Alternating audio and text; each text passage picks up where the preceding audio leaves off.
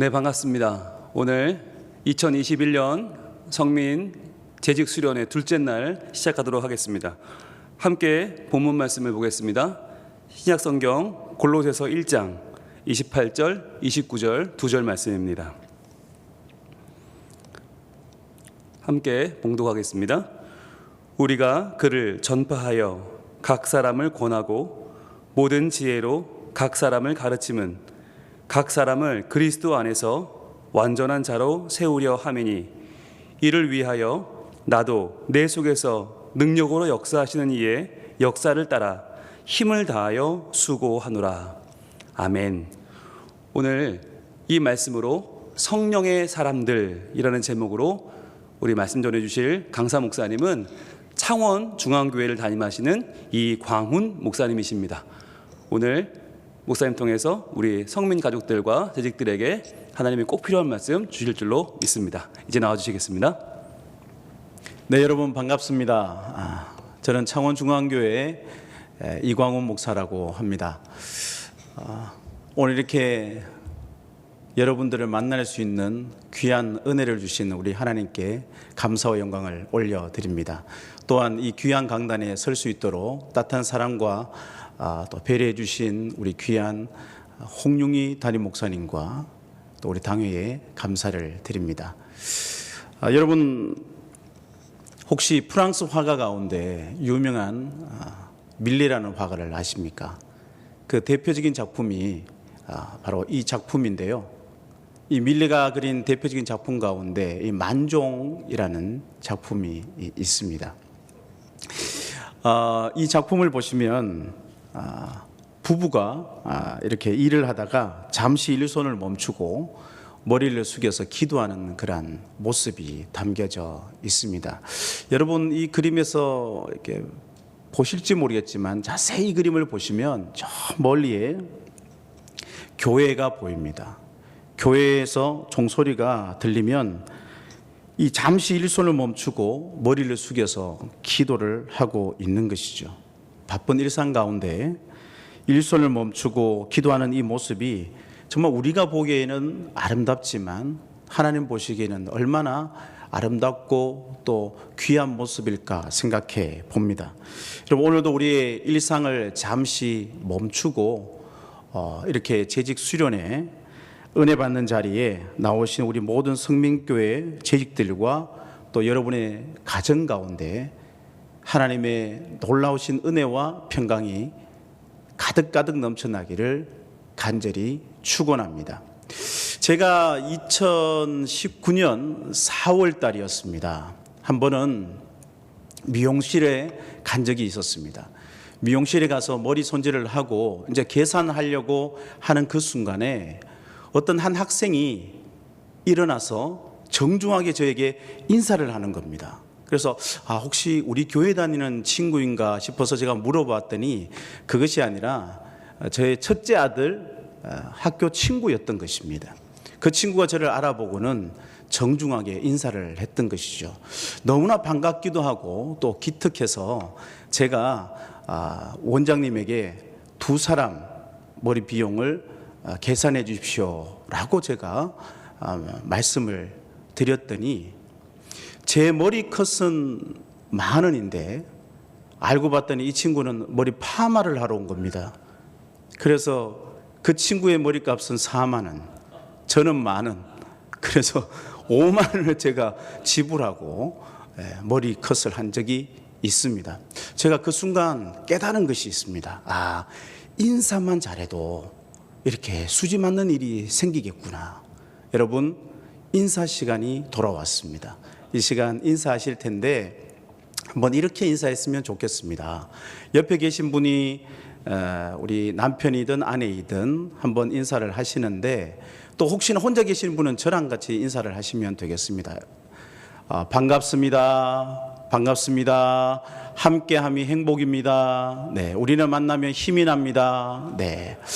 여러분 근데 요즘 이 코로나 시대에 비대면으로 여러분 우리가 악수도 못하고 인사를 잘 못하는데 우리 교회에서 인사하는 그런 법이 있습니다. 여러분 어떻게 하냐면 저를 한번 봐주시겠습니까? 인사를 어떻게 하느냐 하면 여러분 아프리카 한 부족의 그런 인사법인데요. 어깨를 이렇게 흔드는 겁니다. 어깨를 흔들면서 반갑습니다. 네, 우리는 만남이 힘이 납니다. 이렇게 인사하는 겁니다. 더욱더 반가운 사람을 만났을 때 여러분 이렇게 더 많이 흔드는 겁니다. 네, 반갑습니다. 네, 장로님 반갑습니다. 권사님 반갑습니다. 집사님 반갑습니다. 이렇게 인사하는 겁니다. 여러분 이번 재직 수련회 끝나고 난 다음에 이제 예배당에 나오셨을 때 다른 재직들을 만나면 반드시 이렇게 한번 인사를 해보십시오. 인사를 안 하는 분이 계시면 그분은 재직 수련회 강의를 안 들은 분입니다. 네, 담임 목사님 기억하시고 네, 인사를 이렇게 하시면 좋을 것 같습니다. 오늘 성령의 사람들이라는 그런 주제로 함께 은혜를 나누기를 원하는데요. 여러분 한번 화면을 보시면 2013년 4월 28일에 영국의 동북부에 있는 선덜랜드라는 지방에서 있었던 마라톤 대회 사진입니다. 여러분 마라톤 대회가 있었는데요. 이 출발 선상에는 약 5천 명에 가까운 그러한 주자들이 다 이렇게 땅 하는 소리와 함께 출발을 했습니다. 그런데 5천 명이 넘는 주자들 가운데 마크 후드라는 사람 한 사람 빼고는 모두가 실격당하고 말았습니다. 여러분 어떻게 해서 이런 일이 일어날 수 있었을까요? 과연 저 마라톤에는 무슨 일이 있었던 것일까요? 사연은 이러합니다. 출발은 다 함께 했는데 마크 후드라는 사람은 선도 차량을 따라서 42.195km를 완주했고 그래서 목적지에 도달할 수 있었고 여러분 격차가 벌어진 2, 3등을 달리던 선수가 경로를 알려주는 진행 요원의 실수로 말미암아 잘못된 경로로 접어들게 되면서 나머지 모든 선수들도 뒤따라 엉뚱한 길로 달려가게 되었던 것이죠. 결국 42.195km에서 264m가 부족하여서 모두가 실격패를 당하고 저기 마크 후드라는 사람만 결승점에 도달하는 그런 웃지 못할 해프닝이 있었다고 합니다. 여러분 마라톤 경기만 그럴까요? 우리 인생도 그러합니다. 특별히 신앙생활도 그러합니다. 우리가 이 인생길을 걸어가면서 특별히 우리가 믿음 생활하면서 우리가 누구를 따라가느냐 어떤 길로 걸어가느냐 이것은 너무나 중요하다라는 것이죠. 우리가 어떤 길을 걸어가고 또 누구를 따라가느냐에 따라서 우리의 인생의 방향이 결정되어지고 또 인생의 목적지가 달라지기 때문입니다. 여러분 사도 바울은 그가 예수 그리스도를 만나기 전에는 그의 모든 중심이 그의 목표는 바로 자기 자신이었습니다. 자기 자신을 위하여 먹고 자기 자신을 위하여 지식을 연마하고 자기 자신을 위하여 열심히 동분서주하며 달려갔던 사람이 사도 바울입니다. 그래서 그의 이름도 원래는 큰 자 사울이었지 않습니까? 그런데 그가 다메섹 도상에서 예수 그리스도를 만나고 난 이후에는 그의 모든 삶이 그의 목적지가 그의 목표가 바로 예수 그리스도로 변하게 되었습니다. 여러분 로마서 14장 8절에 보면 사도 바울은 놀라운 고백을 합니다. 우리가 살아도 주를 위해 살고 죽어도 주를 위하여 죽나니 그러므로 사나 죽으나 우리가 주의 것이로다. 그렇게 고백하고 있습니다. 여러분 예수님을 믿고 우리가 예수 그리스도를 구주로 영접한 우리의 삶의 주인은 나 자신이 아니라 이제는 예수 그리스도가 우리 삶의 주인이 되어야 되는 줄로 믿습니다. 이 땅 위에서 우리가 살아가면서 나를 위하여 살아가는 것이 아니라 오직 예수 그리스도의 그 영광을 위하여 예수 그리스도의 그 복음을 위하여 우리가 함께 살아가야 한다라는 것이죠. 사도 바울은 오늘 본문을 통하여 이 놀라운 사실을 강조하고 있습니다. 여러분 먼저 골로새서 1장 28절 말씀을 보시면 우리가 그를 전파하여 그렇게 말씀하고 있습니다. 우리가 그를 전파하여. 사도 바울의 소망은 자기 자신의 명예가 아니었습니다. 자기 이름을 드러내는 것이 아니라 자신을 통하여 그리스도의 이름이 높아지기를 원했던 것이죠. 바울은 그의 삶에서 그리스도의 영광이 드러나고 그리스도의 이름만이 찬양을 받고 그리스도의 명예가 더 높아지기를 원했던 것이죠. 그의 삶의 모든 목적은 오직 예수 그리스도였습니다. 고린도전서 2장 2절에 보면 이렇게 선포합니다. 내가 너희 중에서 예수 그리스도와 그가 십자가에 못 박히신 것 외에는 아무것도 알지 아니하기로 작정하였음이라. 그렇게 고백합니다. 여러분, 사도 바울은 무식한 사람이 아니었습니다. 그 당시에 당대의 석학이었습니다. 베냐민 지파요, 히브리인 중에 히브리인이요, 율법에 정통한 바리새인이요. 여러분, 그 당시에 헬라 철학의 대단한 도시였던 다소라는 곳에서 태어나서 그곳에서 자란 출신입니다. 헬라 철학을 두루 섭렵했던 사람이 이 바울이었습니다. 그랬던 그가 오직 십자가에 못 박히신 예수 그리스도만을 내가 전파하기를 원한다. 예수 그리스도만을 알기를 원한다. 라고 그렇게 고백하고 있는 것이죠. 가문으로 보나 학벌로 보나 문벌로 보나 지식으로 보나 모든 것을 갖춘 자였지만 예수 그리스도를 알고 난 이후에는 그 모든 것을 배설물로 여길 정도로 사도 바울은 이제 그의 삶의 목표가 예수 그리스도였던 것이죠. 그래서 바울 서신 전체를 보시면 이 예수님이라는 단어가 219번 등장하고요, 주님이라는 단어가 272번 등장하고요, 그리스도라는 단어가 389번 등장하는 총 880번이나 등장할 정도로 계속해서 바울이 강조하고 또 강조하는 것은 예수 그리스도였다라는 것입니다. 여러분, 본래 우리 인간은 에덴 동산에서 하나님의 형상대로 지음받았던 사람들 존재였습니다. 에덴 동산에서 하나님과 함께 대면하며 하나님과 행복한 시간을 가졌던 인간이었지만 결국에는 죄를 범함으로 인하여 불순종하고 교만하고 탐욕으로 인하여 하나님의 그 거룩한 형상을 상실하게 되었던 것이죠. 예수님은 잃어버린 그 한 영혼 한 영혼을 구원하시기 위하여 이 땅에 오신 것입니다. 하나님의 품 안으로 우리를 회복시키기 위하여 예수 그리스도가 이 땅에 오셨다는 것이죠. 이 사실을 누구보다도 사도 바울은 잘 알고 있었던 것입니다. 그래서 오직 나의 삶에 예수 그리스도만을 내가 전파할 것이다. 예수 그리스도의 십자가만이 영혼을 살리고 이 지역을 살리고 민족을 살리고 인류 역사를 살릴 수 있다는 것을 확고히 믿었기 때문에 내가 오직 예수 그리스도만을 전파한다라고 말씀하고 있는 것입니다. 여러분, 28절 말씀에 보면, 이 말씀을 자세히 보면 이 짧은 한 구절에 각 사람이라는 이 단어가 3번이나 등장하고 있습니다. 원문에 보면 각 사람을 판타안스로폰이라는 단어를 사용합니다. 판타안스로폰, 침을 팍팍 튀겨가며 사도 바울이 강조하고 있는 것이죠. 여러분, 사도 바울이 얼마나 많은 교회를 개척했습니까? 얼마나 많은 사람들에게 복음을 전했습니까?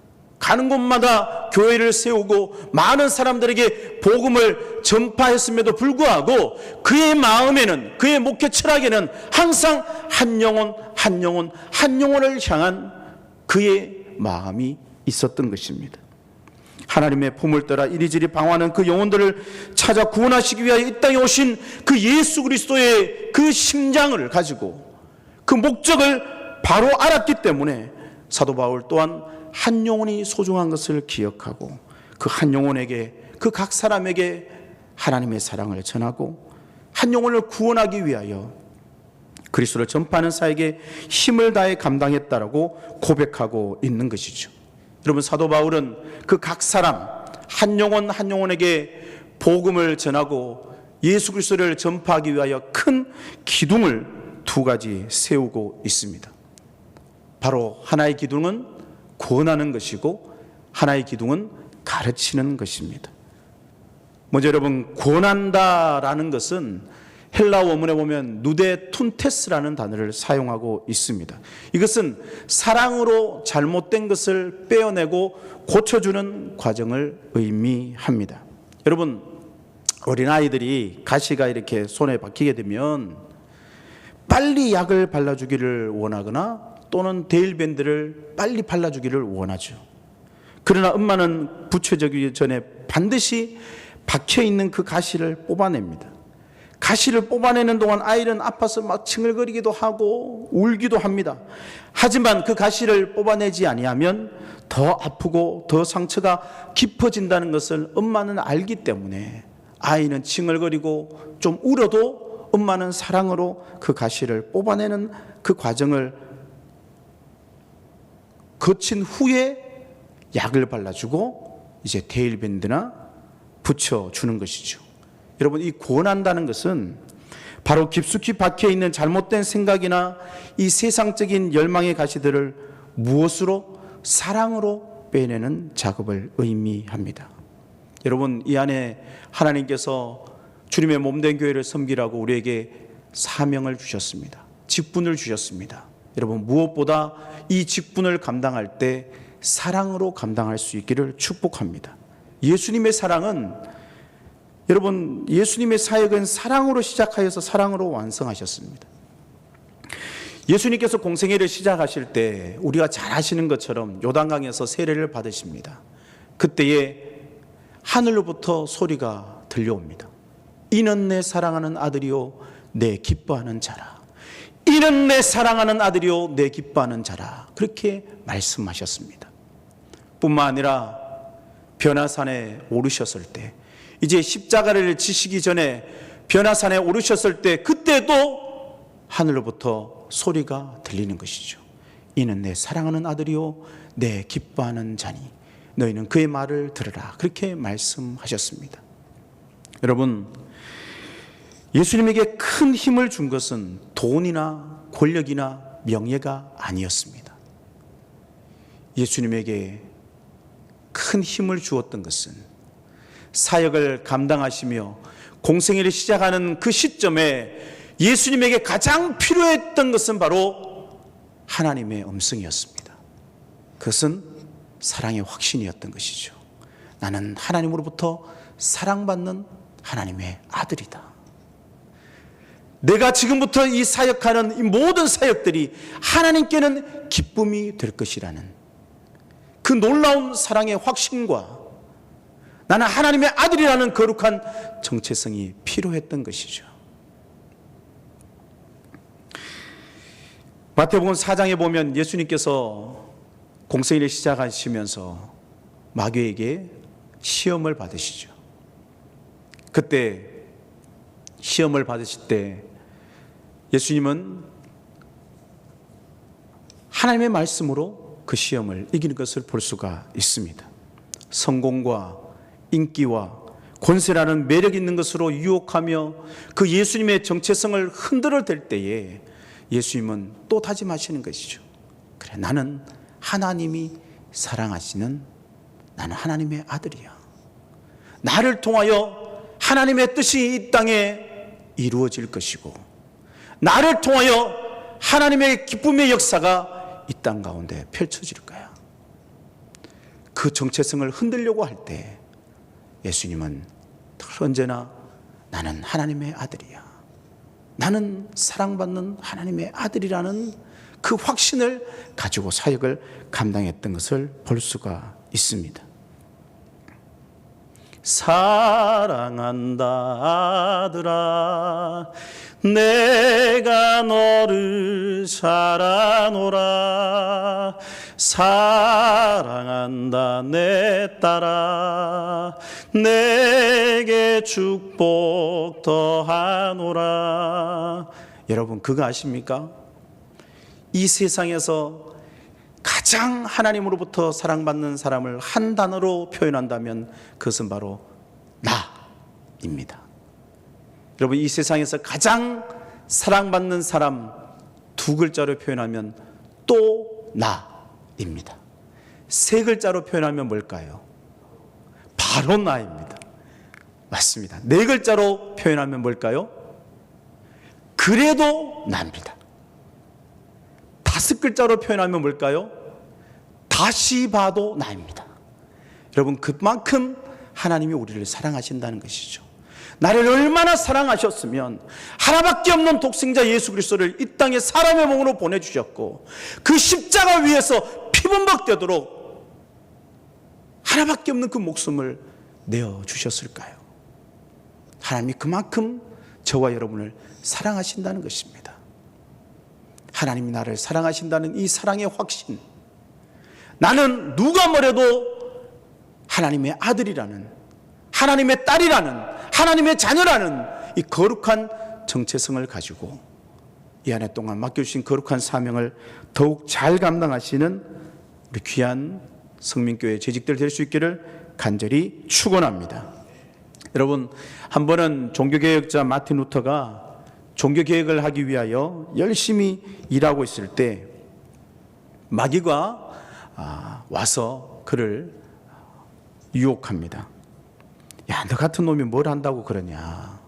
너는 지난번에도 이런 죄를 지었지 않느냐? 그 지은 죄들을 조목조목 생각나게 하는 겁니다. 그래서 너무너무 힘든 거예요. 좌절감에 빠지기도 하고 절망감에 사로잡히기도 하고 정말 두 손을 내리뜨리고 싶은 그런 마음들이 생길 때 마틴 루터가 로마서를 묵상합니다. 그리고 하나님의 음성을 듣게 되는 것이죠.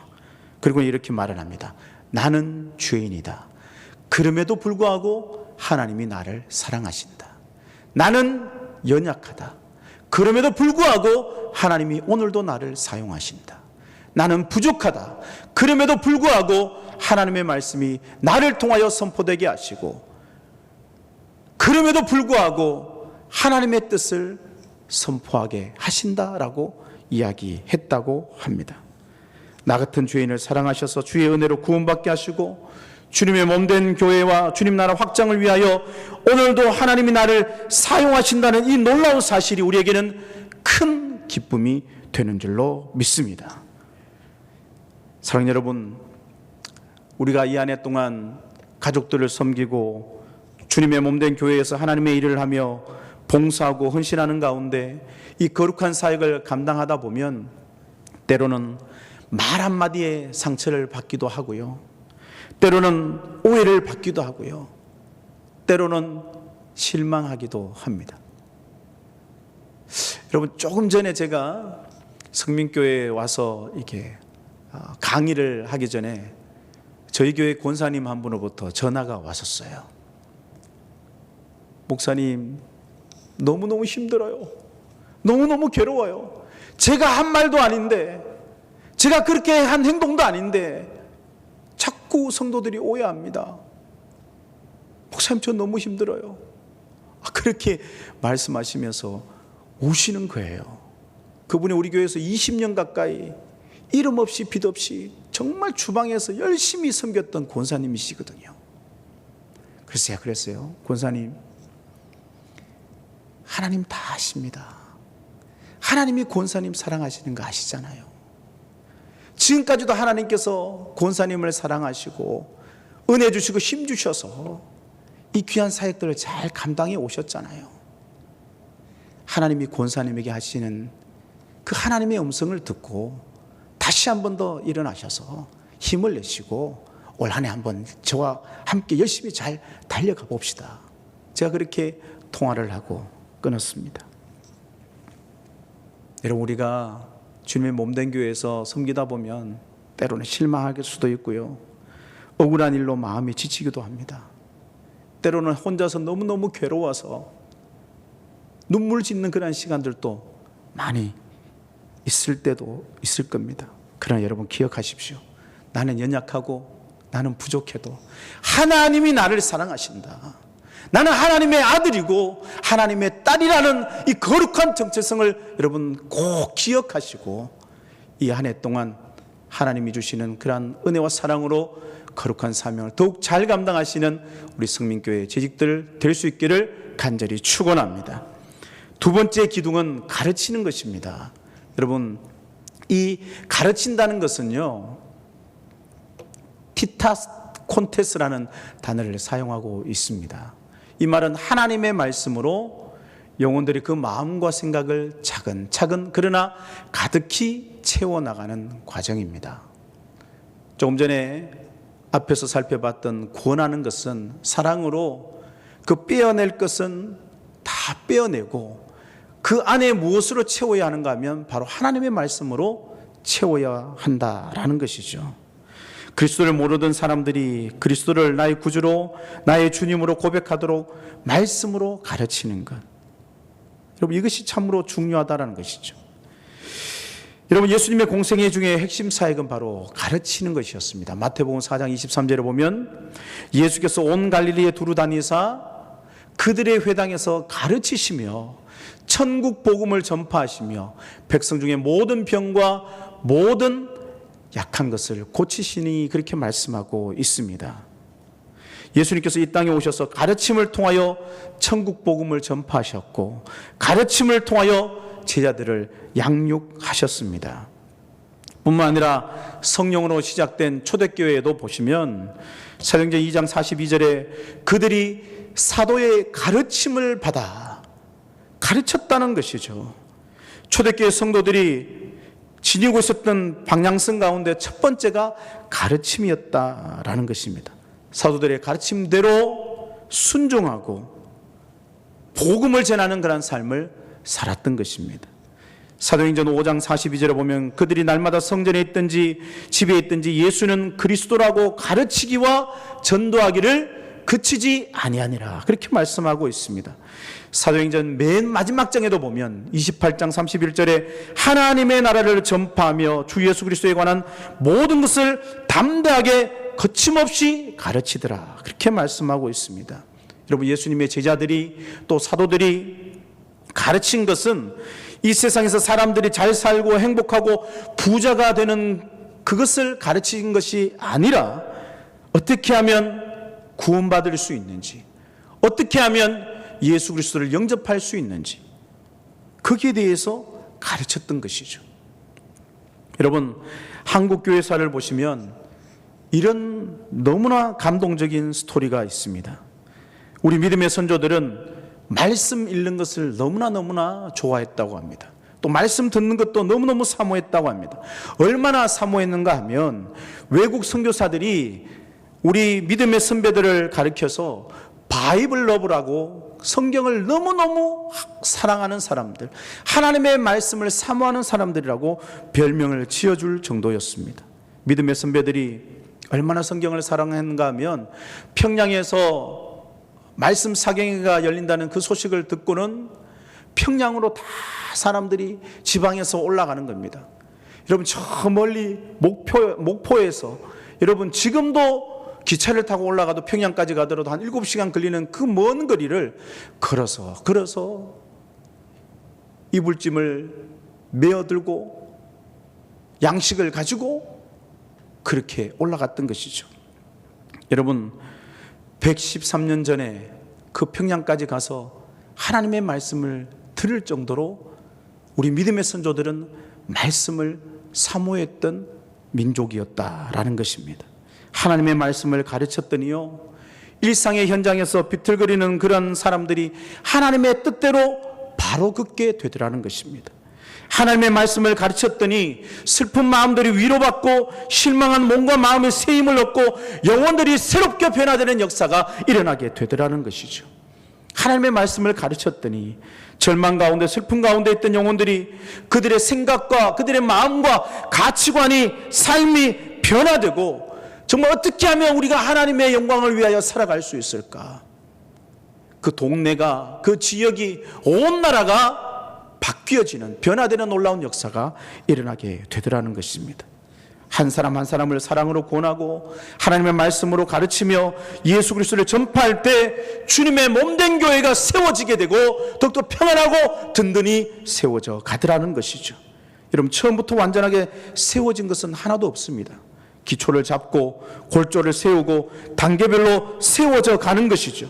여러분, 성민교회가 지금까지 아름답고 건강한 교회로 부흥하며 성장해 올 수 있었던 그 배경에는 우리 귀한 장로님들과 우리 권사님들과 안수 집사님들과 우리 모든 재직들이 함께 기도하고 그 흘린 많은 눈물과 헌신과 피와 땀으로 이 결과가 있는 줄로 믿습니다. 이 세상에 주님의 몸된 교회를 세워나가는 일보다 더 귀한 것은 없습니다. 지금까지도 이 지역에 살고 있는 영혼들에게 오직 예수 그리스도를 전파하여 영혼을 구원하고 생명을 살리고 주의 몸된 교회를 아름답게 섬겨 오셨듯이 앞으로도 이 지역사회에, 아니 부산 땅뿐만 아니라 한국교회와 세계 열방 가운데 죽어가는 그 영혼들을 그들에게 예수 그리스도를 전파하여 사랑으로 구원하고 또 하나님의 말씀을 부지런히 가르치고 복음을 전파함으로 인하여 수많은 영혼들이 부산 성민교회로 나오는 놀라운 구원의 역사가 일어날 수 있기를 우리 주 예수 그리스도의 이름으로 간절히 축원합니다. 여러분, 그러나 이 거룩한 사역은 우리의 지식으로, 우리의 힘으로, 우리의 능력으로 되지 않는다라고 사도 바울은 강조하고 있습니다. 여러분, 29절 말씀을 보실까요? 이를 위하여 나도 내 속에서 능력으로 역사하시는 이의 역사를 따라 힘을 다하여 수고하노라. 아멘. 여러분, 사도 바울의 모든 사역의 원동력은 성령님의 역사 때문이었다라고 선언하고 있습니다. 여러분, 이 고백은 정말 놀라운 고백이 아닐 수가 없습니다. 네덜란드 화가 가운데 빈센트 반 고흐라는 그러한 화가가 있습니다. 이 고흐가 그린 작품 가운데 제가 개인적으로 참 좋아하는 작품인데요, 이 그림의 제목은 첫 걸음입니다. 여기 보면 아빠와 엄마와 작은 갓난 아이가 등장하고 있습니다. 아이는 앞에 있는 아빠를 향하여 손을 뻗으며 막 첫 발을 내디려고 하고 있습니다. 아이 뒤에는 엄마가 아이를 붙잡고 있다가 놓아주려는 그런 모습이 지금 그려져 있습니다. 여러분, 저는 이 그림을 보면서 무엇을 생각했는가 하면 저 그림 속에 있는 작은 아이가 전 저라고 생각을 했습니다. 앞에 계신 하나님 아버지, 우리 하나님 아빠에게 아빠라고 막 달려가는 그 모습이 저의 모습이고, 뒤에서 꽉 붙잡고 있는 분이 성령님이라고 저는 생각을 해 보았습니다. 내가 뒤뚱뒤뚱 걸어갈 때도 성령께서 내 뒤에서 나를 꼭 붙잡고 계셨고, 지금도 강해하고는 이 순간에도 성령님이 붙잡고 계시기에 제가 이 자리에 있는 것이 아닌가 생각해 봅니다. 여러분, 새해 한 해가 시작되었습니다. 우리 인생에 다양한 인도자가 필요하겠지만 가장 탁월하신 인도자는 바로 성령 하나님이신 줄로 믿습니다. 기차가 선로 안에 있을 때 가장 안전한 것처럼 우리의 인생은, 우리의 삶은, 우리의 믿음은 성령님의 인도하심을 따라 나아갈 때 가장 평안하고 가장 안전한 줄로 믿습니다. 여러분, 이 한 해 동안 우리 앞에 어떤 일들이 펼쳐질지 누구도 예측할 수 없지 않습니까? 미래는 우리의 영역이 아니다라는 것이죠. 그래서 그런 이야기가 있습니다. 한 목욕탕이 있습니다. 이 목욕탕에는 입 작은 동물이 입 큰 동물을 만나게 되어지면 반드시 그 입 큰 동물의 등을 밀어줘야 되는 그러한 목욕탕이 있었다고 합니다. 한 번은 입 큰 개구리가 자신만만하게 그 목욕탕 문을 열고 들어갑니다. 그랬더니 웬걸요, 그 앞에 입을 쩍 벌린 하마가 기다리고 있는 겁니다. 그래서 개구리는 하루 종일 그 넓은 하마의 등을 밀어주었다고 합니다.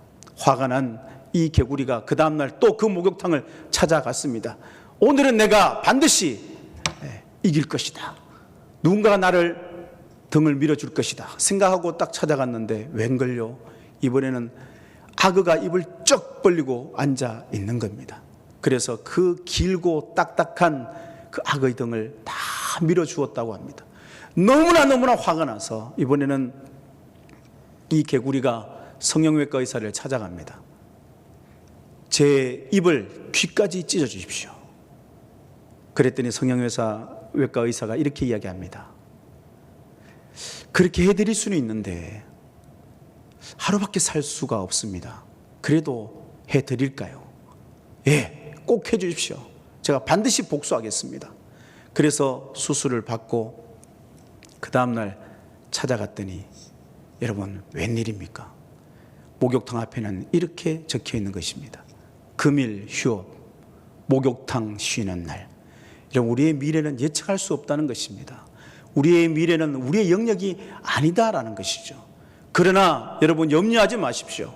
걱정하지 마십시오. 우리와 함께 하시는 성령 하나님께서 우리보다 앞서 가셔서 우리와 우리의 가정과 우리 성민교회를 선하게 인도해 주실 줄로 믿습니다. 마태복음 7장 11절 말씀에 보면 너희가 악한 자라도 좋은 것으로 자식에게 줄 줄 알거든 하물며 하늘에 계신 너희 아버지께서 구하는 자에게 좋은 것으로 주시지 않겠느냐, 그렇게 말씀하고 있습니다.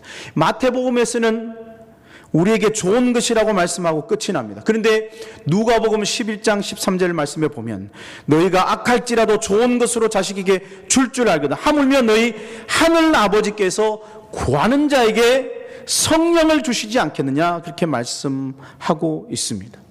하나님은 사랑하는 자녀들에게 좋은 것을 주시는데 우리에게 가장 필요하고 좋은 분이 바로 성령입니다 라고 말씀하고 있습니다. 이 한 해 동안 여러분, 우리가 구해야 될 기도 제목들이 많이 있겠지만 무엇보다도 구해야 할 가장 좋은 분은 바로 성령 하나님이신 줄로 믿습니다. 성령님 늘 함께 해달라고, 성령 하나님 도와달라고, 성령 하나님께서 우리에게 능력을 달라고, 우리 교회 가운데 역사해달라고 기도하시는 한 해가 되기를 간절히 소원합니다. 성령님은 여러분 하나님이시죠. 천지 만물을 창조하신 하나님이십니다.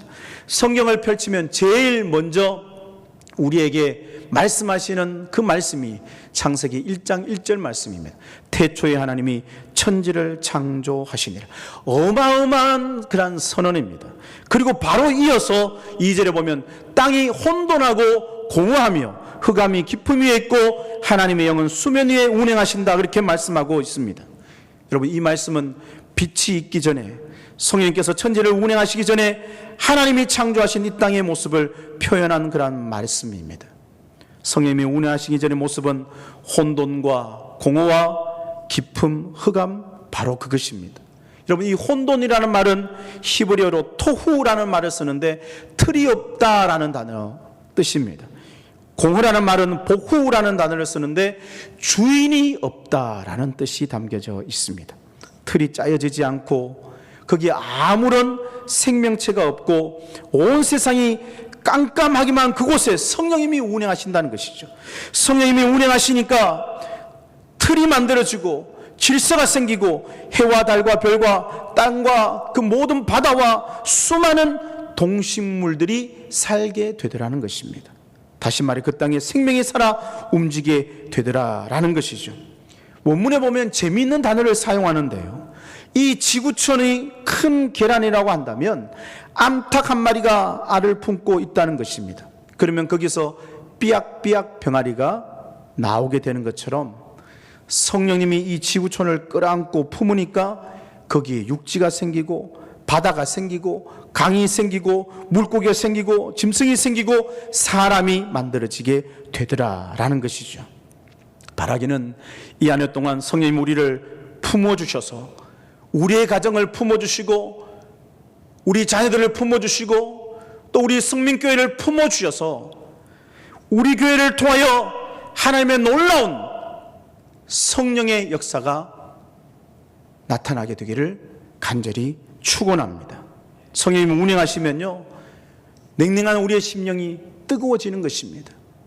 성령님이 우리의 손과 발에 운행하시면 우리의 섬김과 우리의 봉사와 우리의 헌신과 희생으로 주님의 몸된 교회가 더욱더 든든히 서가게 되는 줄로 믿습니다. 이야기 안 하고 마치도록 하겠습니다. 한 어머니가 있었습니다. 이 어머니에게는 너무나 소중한 아들이 있었는데 이 아들이 피아노 치는 것을 너무너무 좋아했다고 합니다.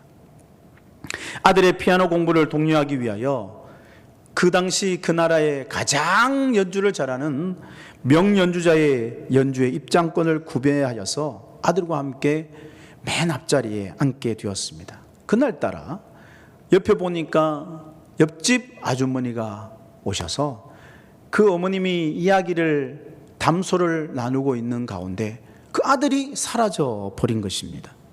이었고 시간이 되어서 조명이 들어오고 사람들의 시선이 피아노 앞에 앉아서 천진난만하게 반짝반짝 작은 별 연주하는 소년에게 시선이 집중하기 시작합니다.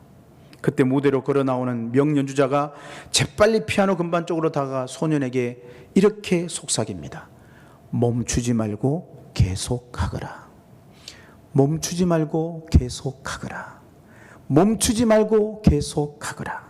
그래서 이 소년은 반짝반짝 작은 별을 연주하고 있고, 이 명연주자인 파데르프스키가 그 소년의 등을 껴안고 왼손으로는 전부 화음을 넣고 오른쪽으로는 경쾌한 반주를 넣게 됩니다. 최고의 명연주자와 천진난만한 소년의 그 연주는 그 청중들의 넋을 빼놓았다고 합니다. 그 모든 연주를 듣고 난 다음에 그 관중들이 함께 기립하여 박수를 쳤다고 합니다. 사랑하는 성민교회 재직 여러분, 하나님께서는 올 한 해 우리에게 보배롭고 존귀한 재직이라는 직분을 허락해 주셨습니다.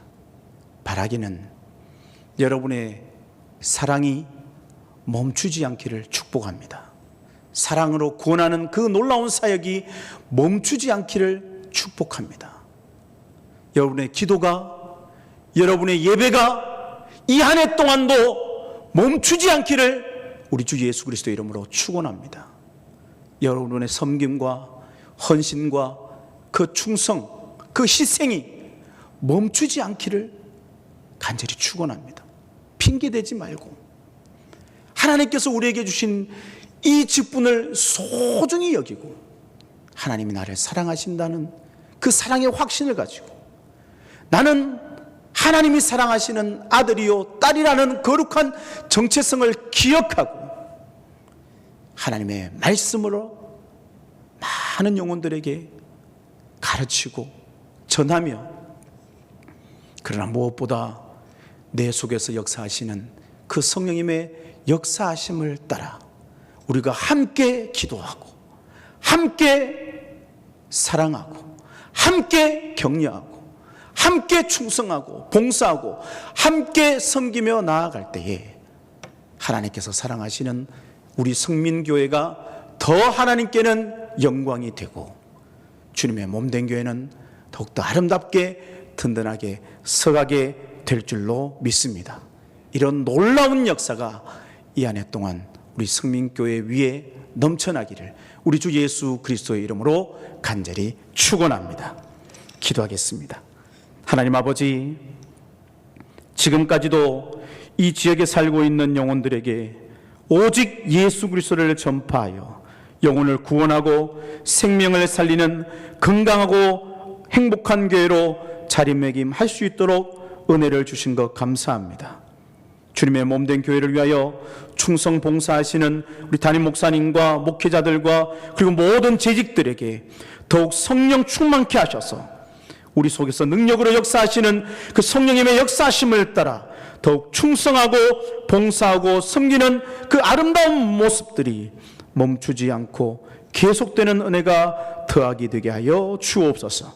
모든 재직들의 가정과 자녀들과 섬기시는 교회 위에 크신 은혜와 복으로 함께하여 주옵소서. 모든 것을 감사드리며 변함없이 우리를 사랑하시는 우리 주 예수 그리스도의 이름으로 간절히 기도하옵나이다. 아멘.